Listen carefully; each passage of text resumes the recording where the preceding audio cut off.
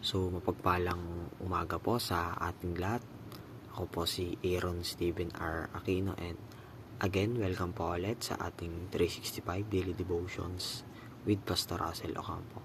So, ngayong umaga po is magkakaroon na naman po tayo ng bagong weekly series na ating pag-uusapan for the whole week, and I hope na sa pagsisimula ng ating bagong talakayan ay marami tayong matutunan at naway mai-apply natin ito sa ating buhay nang sa gayon ay magkaroon tayo ng gabay sa ating pang-araw-araw na pamumuhay na nanggagaling sa ating Panginoong Diyos.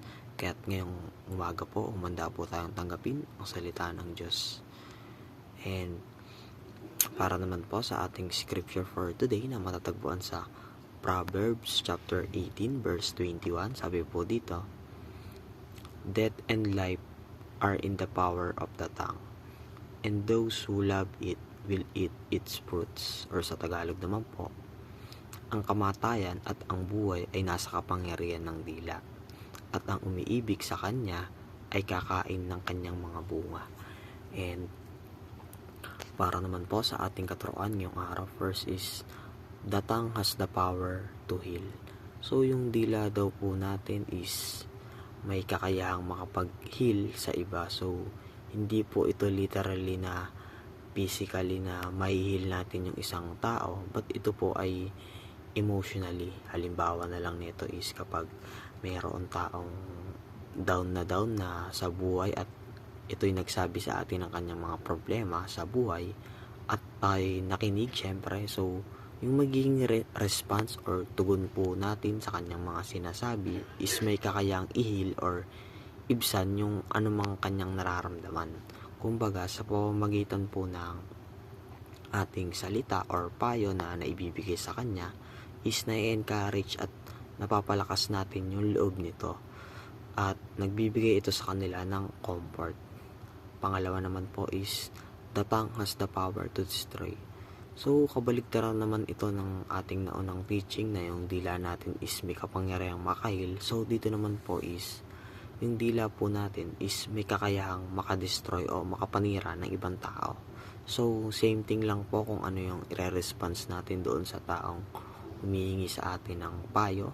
So, yung words po na ibibigay natin is, it's either makakatulong or makaka-comfort doon sa tao na yon, or makakasira at makaka-discourage palalo sa kanila.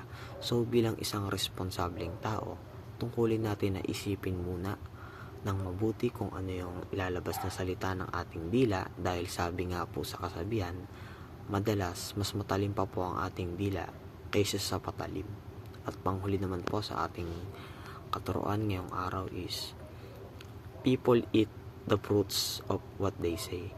So, kung ano man pong mga salita yung lalabas sa ating dila, ito rin po ang ating aanihin. So, kung puro magagandang salita pong nasasabi natin sa ibang mga tao, magaganda rin po ang ating aanihin. At kung puro kasamaan naman, ay masasama rin ang ating aanihin.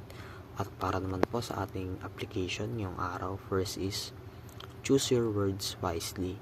So, isipin po muna natin ng ilang ulit yung mga salitang bibitawan natin, kasi maaari po itong makasakit sa ibang tao. Kaya kung wala naman po tayong magandang sasabihin, mas mabubuting pong manahimik na lang tayo or ikip na lamang po natin yung ating sasabihin kaysa po makapanakit pa tayo ng ibang tao.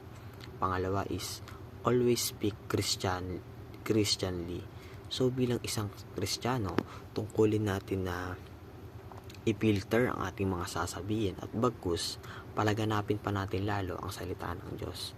And panghuli naman po sa ating application is, plant seed of inspiration. So, yung mga sasabihin po natin ay pwede po palang maging inspirasyon sa ibang tao. So, always choose to say nice things to others, nang sa gayon ay tumatak ito sa kanila, at hindi lamang yan, mas better na malay natin maging inspirasyon pa nila ito.